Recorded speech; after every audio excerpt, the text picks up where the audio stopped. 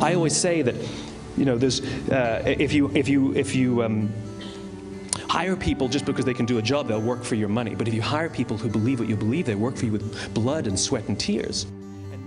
Simon Sinek is an author and leadership expert. His TED Talk, How Great Leaders Inspire Action, has more than 14 million online views. His new book is called Leaders Eat Last, Why Some Teams Pull Together and Others Don't. Welcome. Thanks for having me. So what's the most important thing for a leader to understand and be? Fundamentally, a leader is like a parent. You know, just like a parent, we put the lives of our children before our own. We want them to grow up, become confident, and go on and achieve more than we could for ourselves. Leadership is exactly the same. You know, leaders are the ones who are willing to risk, when it matters, their own interests so that others may advance. You said that it's really important, though, that you put your head and your heart into it. And that really, when you work together, you said nobody bonds over deadlines, they bond over camaraderie. And that's what people need to understand in a work environment. Bosses need to understand. We are naturally cooperative animals. Our natural inclination is to trust and cooperate. But trust and cooperation are not instructions. I can't just tell you to trust me. And I can't simply tell two people, I want you guys to cooperate. Trust and cooperation are feelings produced by the environment in which we're working. And that environment is created by the leaders. And when we feel safe, when we feel that our leaders have our interests in mind, the natural reaction, the natural human reaction is we look out for each other. We work harder, we're more innovative, we offer our ideas and our best talents. All of it sounds good, Simon, but companies need to make money. They absolutely need to make money. And this is the great irony, right? This is the great irony, which is when our leaders put our interests first, we work harder and they make more money. And you have a great example in why you called this book Leaders Eat Last. Tell us how you got that title. It comes from a conversation I had with a Marine Corps general, Lieutenant General George Flynn, who actually wrote the foreword to the book. And I asked him, what makes the Marines so wonderful? And he said to me, officers eat last.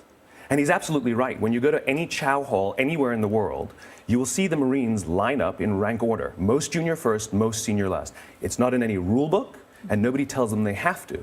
They do it because that's how they view leadership. We view leadership as a rank, they view it as a responsibility. So how do you foster that in a work environment? How do you be a leader and foster that? Create that culture. Create that culture. Leadership is a choice, just like becoming a parent is a choice. Having the child is the fun part. You know, it's the raising of the child that's the hard part. It's exactly the same. Starting the company, that's the fun, you know? But actually becoming the leader, choosing to put people's interests before your own, that's a choice. So how did you become an expert on leadership?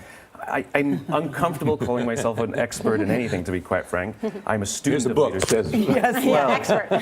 Yeah, don't believe everything you read. I'm a student of leadership. Yeah. I'm fascinated by it. I'm fascinated by the people in the organizations that seem to outperform the rest of us. And the great irony is the great leaders, that the ones that put us before themselves, the ones that put people before numbers, that would sooner sacrifice numbers to save people and would never sacrifice people to save numbers, ironically, they're the ones that enjoy greater long-term success, greater innovation, greater productivity, greater Bob Chapman is a good example of that. Bob Chapman is one of the best examples. Just give a little anecdote about Bob Chapman. Absolutely. Bob Chapman runs about a $1.7 billion company based in St. Louis, good old-fashioned blue-collar American manufacturing.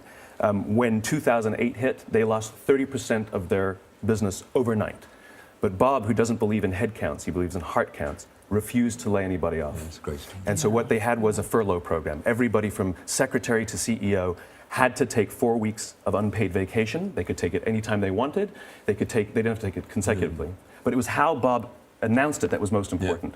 He said, it's better we should all suffer a little than any of us should have to suffer a lot. Wow. There's an interesting thing about leadership, too, is the ability to define the mission and how each person has a responsibility in that mission.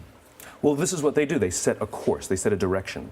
The leader is actually not the one out there doing all the work. Exactly. They're not in the weeds. They're pointing in the distant future what we can achieve and leave it to us to get there. And give everybody ownership of the mission.